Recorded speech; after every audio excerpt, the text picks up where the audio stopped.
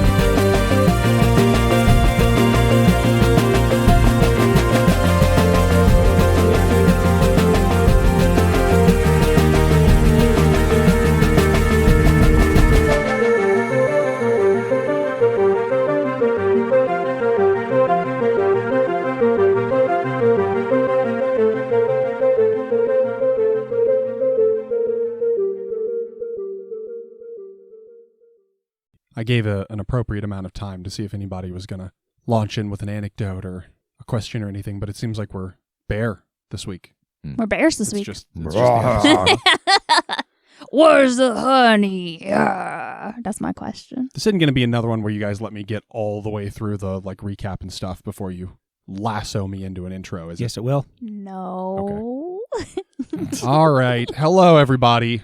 Welcome to the Crit Show, where we are playing the Clockwinders. Last time, everybody ended up in the Death Trap Tower. But they were able to figure out sort of the trick of this lower chamber, the bait for this trap that would have locked them in place, as well as finding the secret exit, a disguised staircase that it seems the two clock grinders that Maxine laid eyes on must have used to vacate, because they didn't encounter them again in either of the only two places that hallway could have otherwise led. There were a few more twists and turns and tricks to that tower, another trap on the stairwell that they were able to deactivate, and rather than putting up with any more of that bullshit, they just blew a hole through the fucking wall. Can you imagine being those two clock grinders who are waiting at top of the stairs to face us? They hear an explosion, and then nothing else. They're at the top of the stairs. There's a door cracked with a bucket of water sitting on top of it, and they're just like, hee, waiting, and then, a bomb goes off. They're standing in front of a welcome cake. So you managed to just blow your way out, disabling the initial trap that had led you all to your watery doom, and making your way back out of the clock tower toward Roland's. Well, one of the Rolands, although I believe only one of you currently knows that there's multiple Rolands. Correct. Einon's the only person that got that info. Yeah. We jump ahead just a little bit to you returning to the manor, heading back up the stairs with Kade in the lead.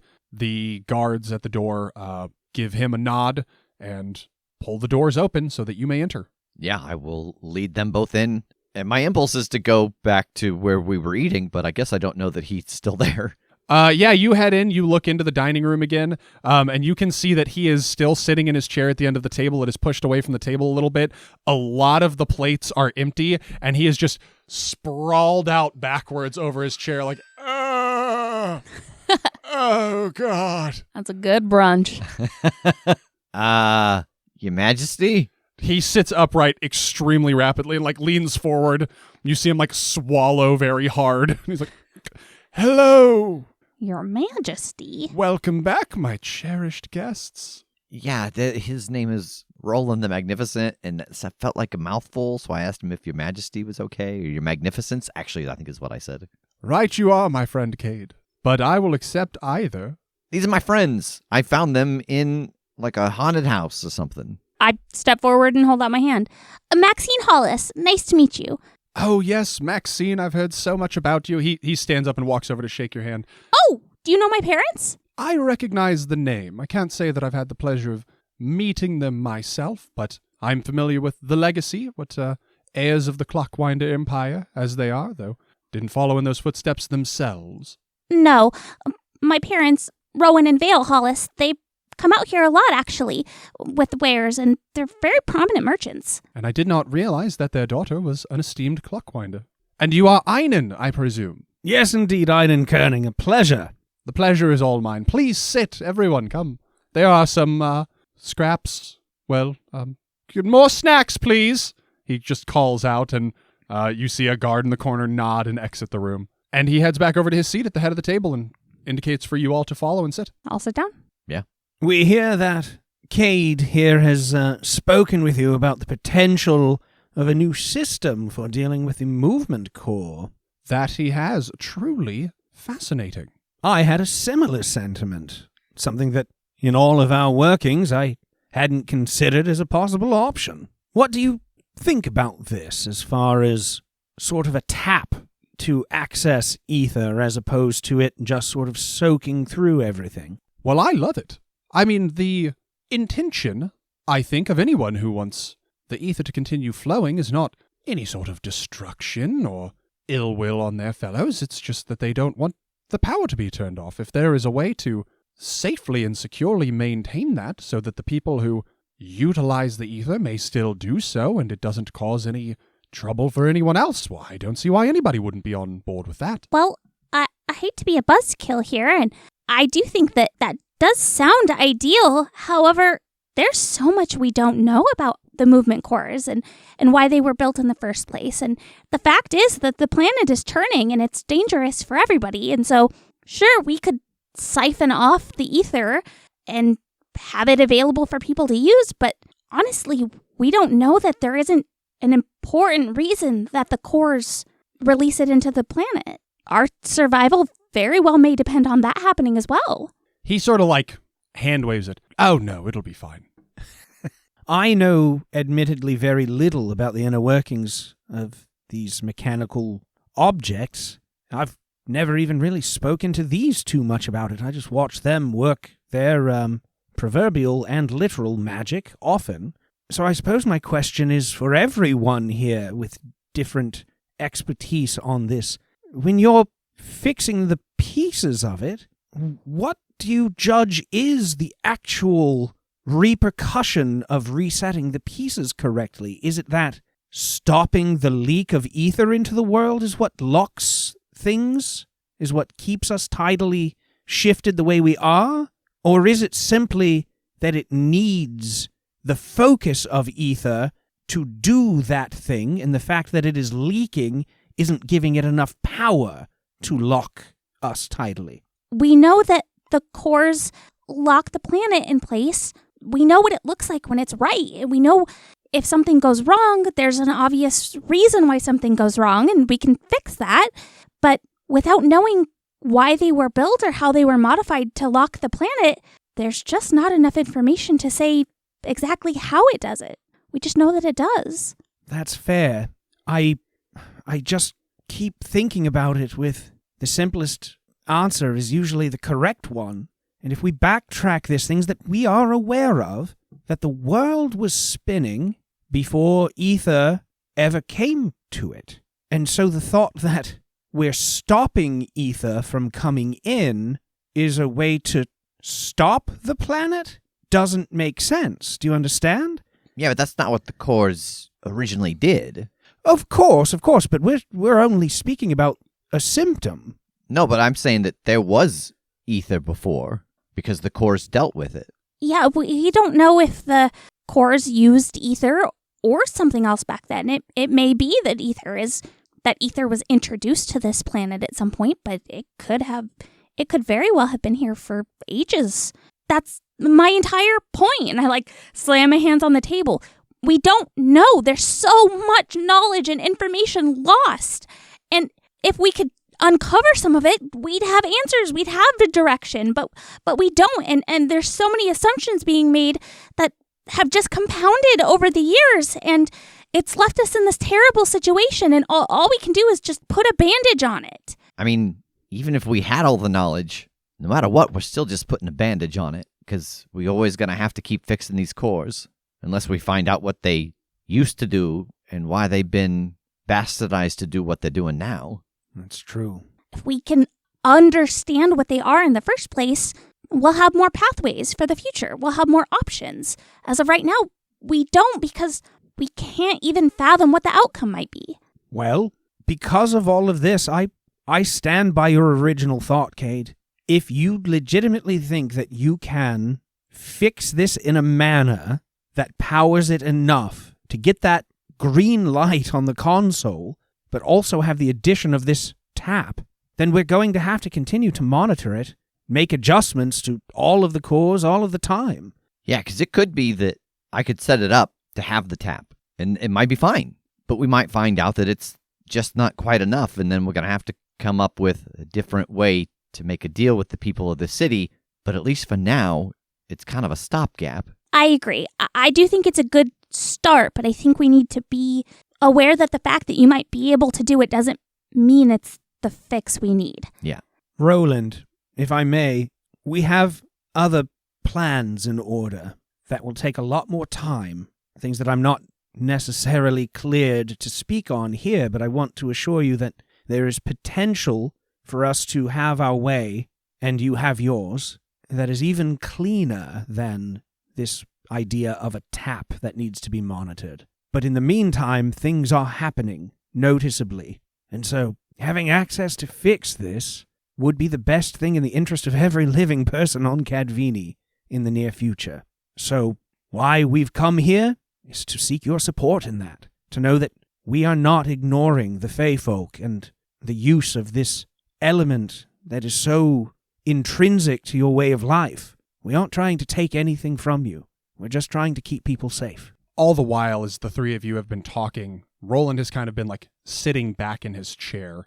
Again, his fingers steepled and under his chin, just looking back and forth, listening as you speak. His brow furrowed a little bit and a bit of a smile playing across his face. He leans forward.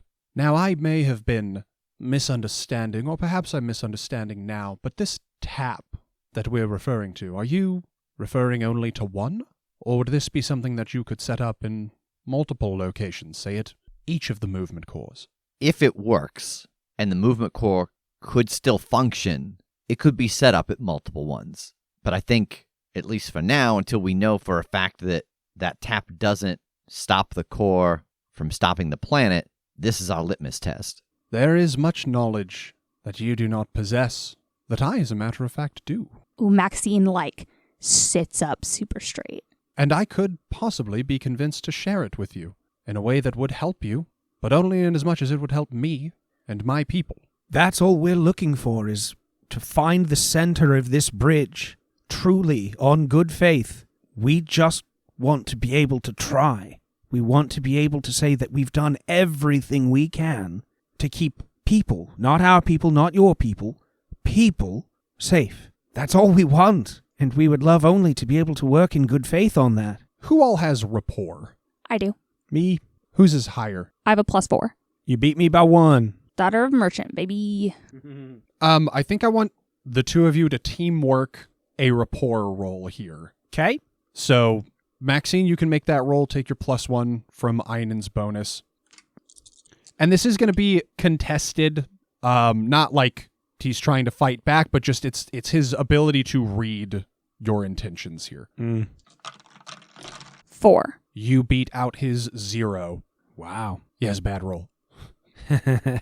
But again, in this case, I think you beating him means he understands. Like, he believes what you are telling him, and believes that it is genuine and good. So, you want to use the movement core here as a bit of an experiment. See if you can repair it and tap it, and the system continues to function, keeping the planet safe. Yes? Correct. How many of the cores have you already repaired? Do you have further to journey? Well, we've repaired 3. We have the movement core here, and we've got to get to the cloud gate, and then we just have one more. Ah, you've not yet made it to the cloud gate. No. Similarly to some of the concerns that have been voiced here, and I may add in a very pleasant and peaceable manner, mostly, we are expecting similar pushback at Cloudgate in a, shall we say, more raw manner. He kind of nods. That's not a bad way to put it. I believe you. And he seems confused and surprised as he says it. I believe that you have our best intentions at heart. We do. I'll be the first to tell you, as someone that has no gauge of how to use ether without it, and I look to these two, I'd likely have been dead a few times over. I understand that it's important, that it's useful, and while my life wouldn't change a bit if it faded away, I understand that that is a unique perspective, and that my perspective is not the only one on Cadvini. Truly, all we want is to wind these clocks. Boo. Terrible. Give me a fate point. No. We don't even care what they do. We just want to wind on some clocks. I want to help you, but I've been burned by humanity, as have many of my kin. I need some sort of assurance that if I aid you, and you get this core repaired and a tap deployed, whatnot, that you're not going to later come back and turn off the tap, or never return and fulfill the remainder of our bargain. I look back and forth between the two. Again, out of the sentiment of good faith, should I voice our potential backup? He might already know. I want to look at him. You asked us how many cores we found, and you said that you know stuff that might help us. How many cores are there to find? Just like a hint of a smile, like the corner of his mouth ticks up, but he seems simultaneously like weirdly kind of like weary more than you've seen on him so far. It is like the angel and the devil on his shoulders are doing battle and he's tired. I told you before that I am not yet inclined to start sharing secrets with you, and this assurance that I'm asking for would help loosen my lips. Everybody's been working for however long on these 6 cores. If we try to put this tap in and it doesn't work, if there's a problem, and you happen to know where we could find a different 6th, the work here can be shifted elsewhere.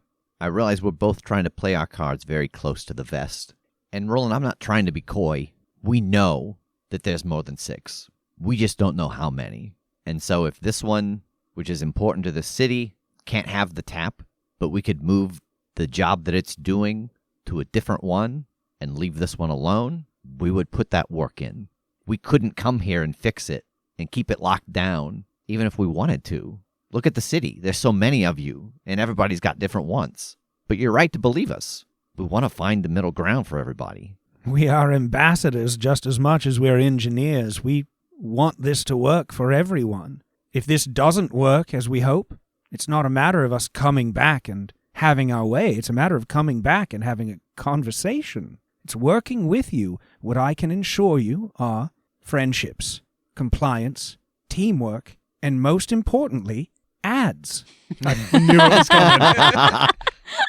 Roland gazes pensively around at the three of you, and his eyes settle on you, Kade. He glances down at your wrists, your forearms, where the marks of ether present themselves, and he looks you in the eyes again. I'm prepared to take a big swing on this. Are you? Yeah. He holds up his own hand. He kind of looks at his palm, and you see the markings light up on his chest and on his forearms, like he is wiggling his fingers, kind of like playing with the ether. And he, with his other hand, grabs the knife that he was using to cut his Twinkies with, and he wipes it on a napkin, and he kind of places the blade on his palm, looks at you rather pointedly as if for, like, confirmation. I nod. He cuts his hand, and you see that green of ether kind of mixing with the blood that starts trickling out of his palm, and he rotates the knife and hands it to you. I do the same. He holds out his hand to take yours. I take his hand. You feel a very peculiar interplay of forces. Like, at the same time that you feel an energy leaving you, you feel an energy fulfilling you.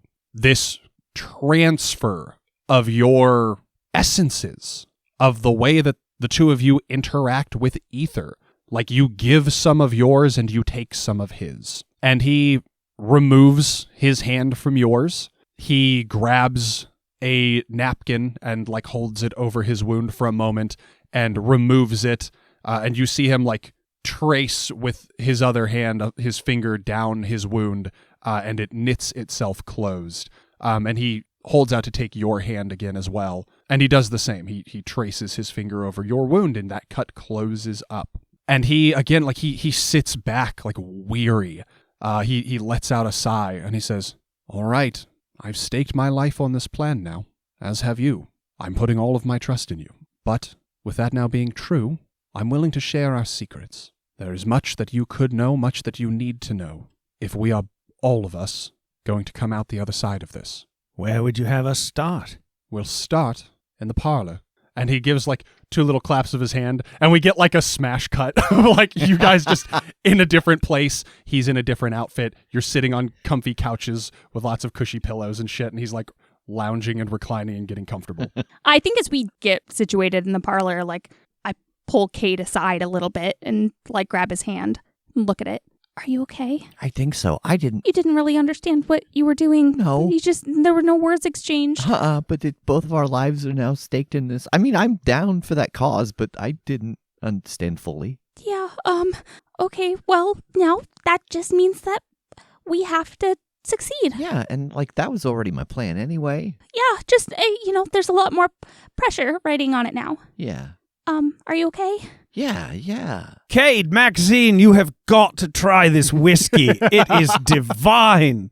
Roll into the Magnificent expresses to his guards, you are not to be disturbed. And he closes the doors to the parlor so that it is just the 4 of you inside. And he sits down or lays back on a very plush-looking chaise. I suppose I'll start from the beginning? Or at least as the beginning as concerns any of us. Okay. We call our world Chimeran. And a long time ago, your world and our world existed together. And not we worked well together since, I mean that as well, but literally in the same space, superimposed one upon the other. We don't exist in the same plane, dimension, as it were, but somehow our worlds were connected, thanks to these devices that you call the movement cores. And even I couldn't tell you where they originally came from. They are indescribably ancient, but they kept our worlds in sync and prevented them from destroying each other. We could exist in the same place without problem, but we could cross over, one way and the other, as we saw fit. And then, millennia ago, a calamity came for our world, and simply by nature of how our worlds interplayed, if it was coming for ours, it was coming for yours. But your people didn't much care for that, and rather than lend aid or refuge, they bastardized the movement cores. They locked your planet, because when it stopped turning, it fell out of sync with ours. We could no longer come through, and so we were trapped with our calamity. They sacrificed you to keep themselves safe. In essence, yes. I just wilt. What's more, they stole our ether to power it. Ether is not a force native to your world, at least not unique to it. It was ours. And in some form, it powered all of the cores, but the ones that are operational now, the ones that keep your planet locked and away from ours, are still creating a bridge. They are stealing the ether from our world and channeling it into yours. As you've expressed, ether is more than just a parlor trick, it is a life force. The more of it that is stolen away from our world, the less life there is to go around. So, I'm a fan of your idea of tapping the movement cores to harness the ether and open doors so that our people might come through, or that the ether being stolen to this world may somehow be channeled back. It's been quite a long time since I was home, and I'm not sure what the status of it is anymore. But when we come through to your Cadvini, we are fleeing. Some of us just want to find a place where we can continue to exist. Some of us want to try and find a way to right the balance. Maybe get our worlds back in sync. That's awful. I'm very sorry for what happened to your world. If you don't mind me asking, what was the calamity? An illness of sorts. You might call it a plague. The ether on our world, it tries to fight back, but the virus seems to feed on it as well. It's like a flu that uses the fever trying to kill it for power. Man, it's no wonder the ether corrupts people here. With what they did, and they're still taking it from that place. If it's something that can fight, something that can try to protect its planet, of course it's going to do bad things to us. It was never meant for us. And we've abused it. So before the movement cores were reworked to lock Cadvini in place, how did people survive here if the world turned? He smiles and kind of shrugs. The world turning is not a big deal if it's been turning the entire time. It's only a big deal when it's going to throw off the balance that you've grown accustomed to. But Sunward and Nightside, they're so extreme. How could we survive either of those? Well, you don't. I mean, if the world were, as you fear, to start rotating, it would take a long time for your planet to rebalance. But in time, the frost sea would warm and become less frosty, the burnt lands would cool and become survivable.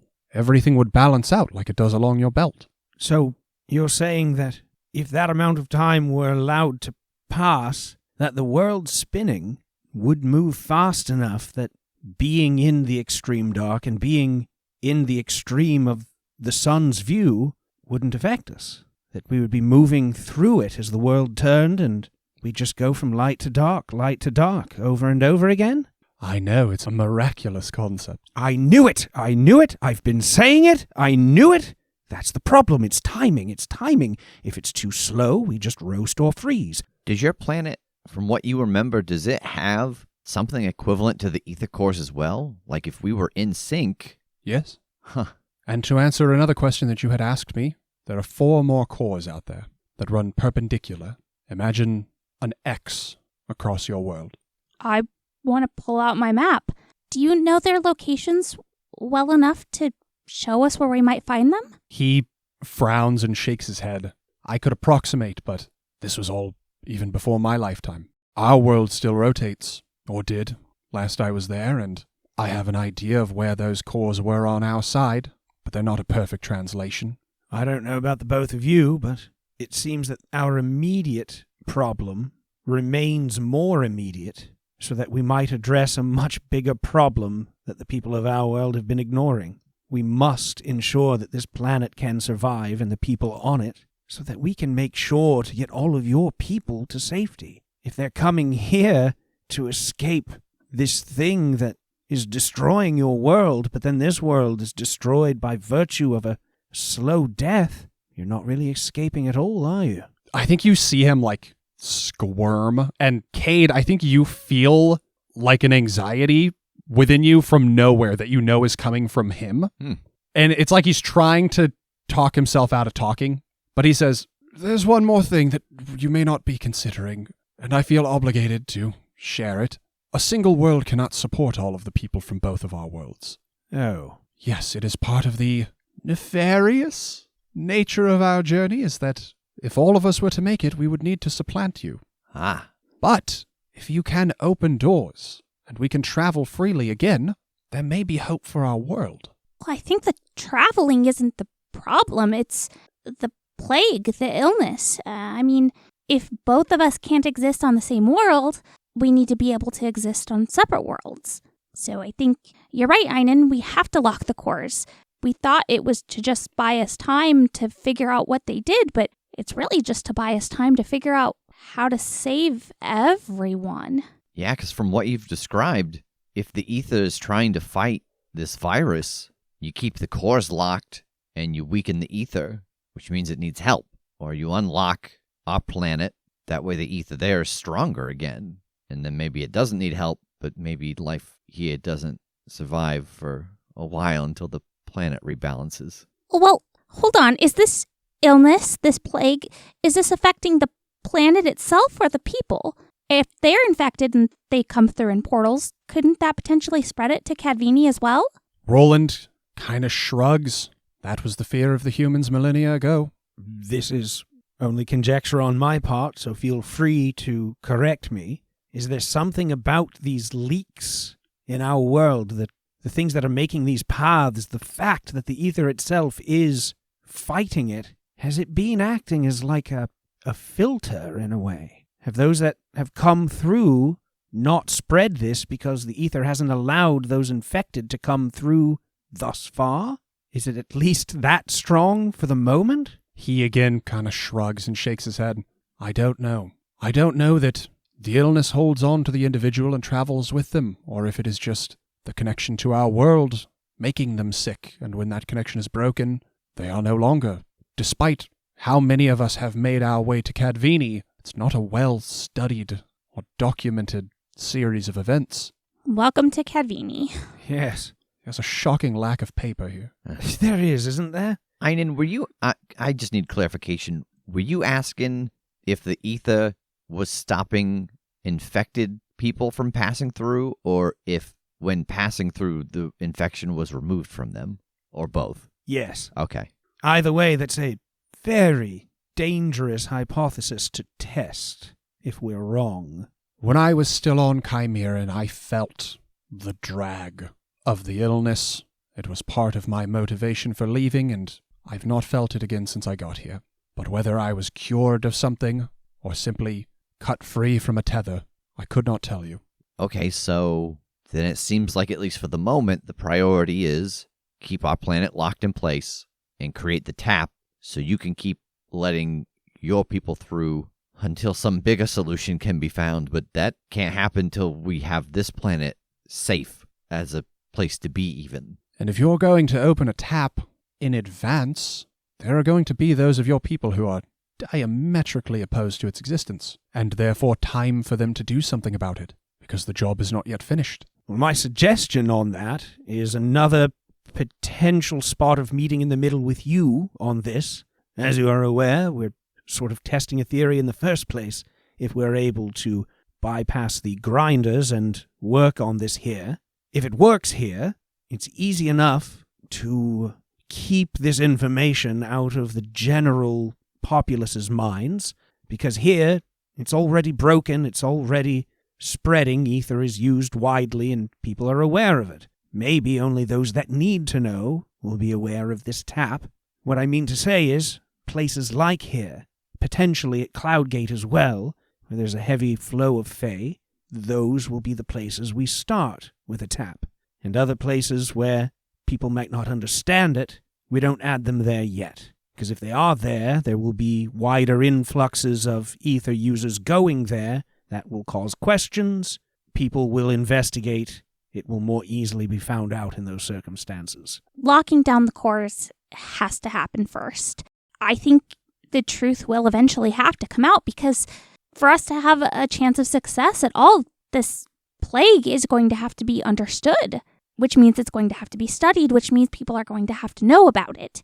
And yeah, that's going to create a lot of controversy. I can understand how residents of Cadvini would be afraid of something like that. But for us to even have that opportunity to study it and try and fix both worlds, we've got to secure the movement cores. Yes, that is most certainly step one. An entirely new Cadvini has just given itself image in my mind's eye, and I would love to see clockwinders not just as engineers of these locations as they used to be, but of groups of Fae and humans alike working together to refine these taps, to show the people that we're all working together, that ether is a part of it and that's all right. I like the vision of this world, that everyone together would be excited about the thought of crossing back to your home and helping to fix it there as well. But I know that that's a very big ask. So, I suppose you're right. We should just focus on step one for now, yes? Part of step one, well, like we said, we fixed 3 of the movement cores. We broke one of them, but we can go back and fix it if we need to. However, our plan after Carcadia's movement core was to head south and try and find one of the movement cores in the Frost Sea. So I know that you don't know an exact location, but if you could at least put us in the realm of where we might be looking, that would save us a lot of time on our journey. Of course. I can give you a direction. Man, I feel like with the knowledge that it's like a big X, that I have that map out that I've been marking down once we found the light map and stuff like that, and I'm working with him to, I know the distances now between these, and together we might even be able to get us a little closer because of the knowledge that I have. Yeah. While we're speaking on the subject of the potential locations of movement cores, is it safe to say that the clock tower here contains the Freehold's core? Oh, no. Really? No. No, not at all. Son of a bitch. That's something that the clock grinders fabricated. Do you know where the movement core exists here? I do. Oh, wonderful. Where is it? Well, it's in the northernmost tower that the walls are built between. Long ago, there were only 2 towers, the north and the south. Now there are hundreds of them and the walls span between them, but it lies where it always has. The clock grinders fabricated the clock tower to throw people off its scent.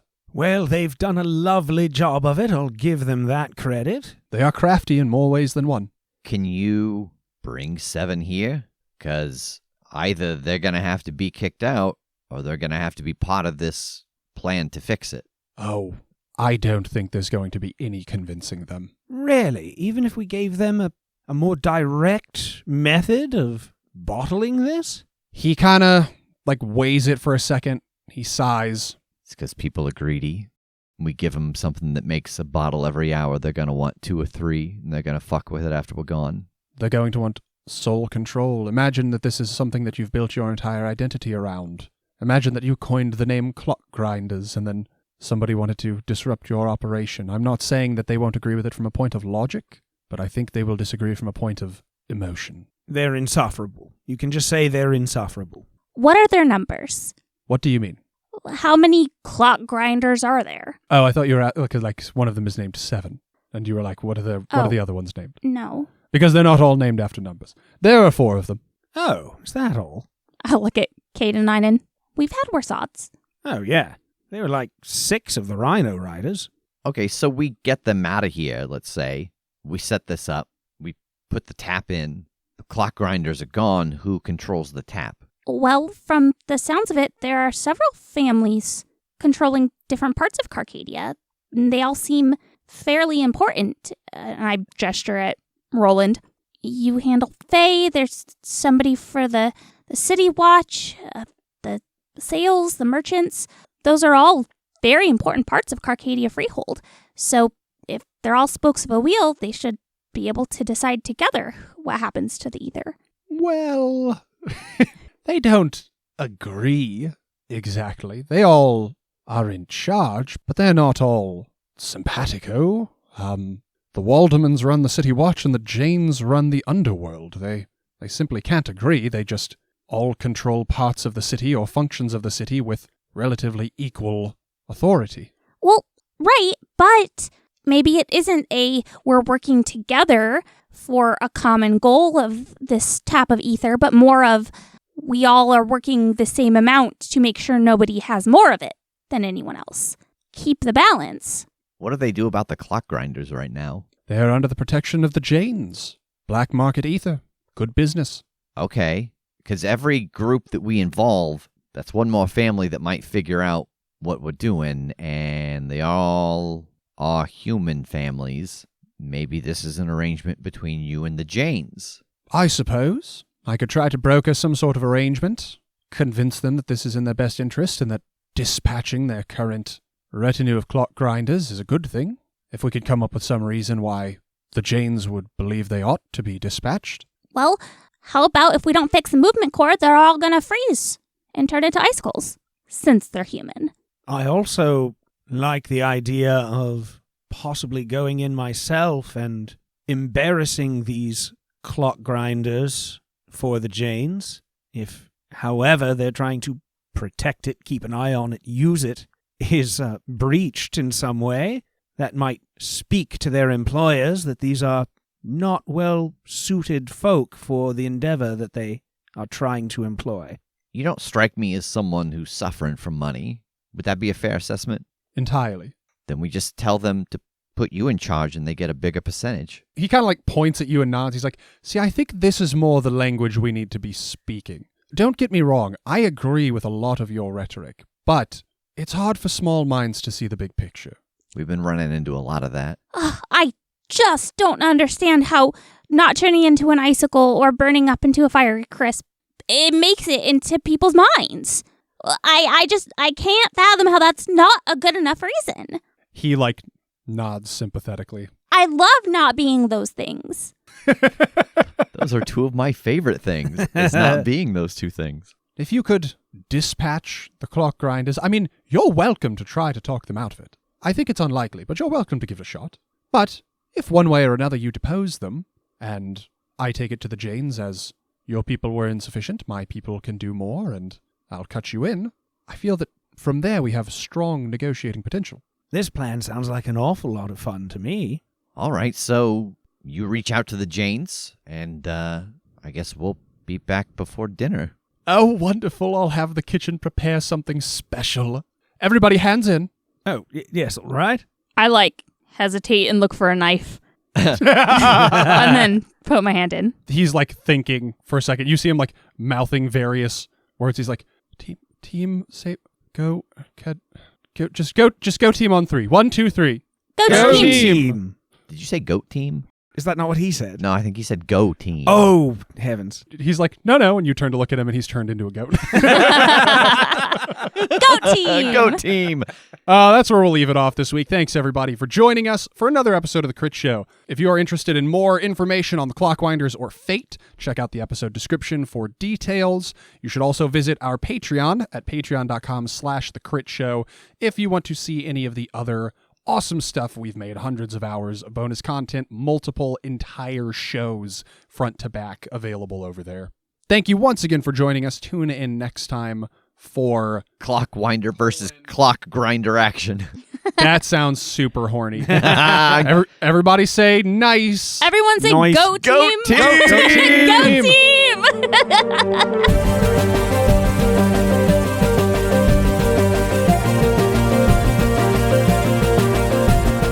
The Crit Show is a Critshow Studios production, edited and produced by Brandon Wentz, with music by Jake Purley. You can find more information about us at thecritshowpodcast.com. To keep up to date with upcoming live shows, contests, and other special events, follow us at The Crit Show on Facebook, Instagram, and Twitter. For even more weekly content, join us at patreon.com/thecritshow.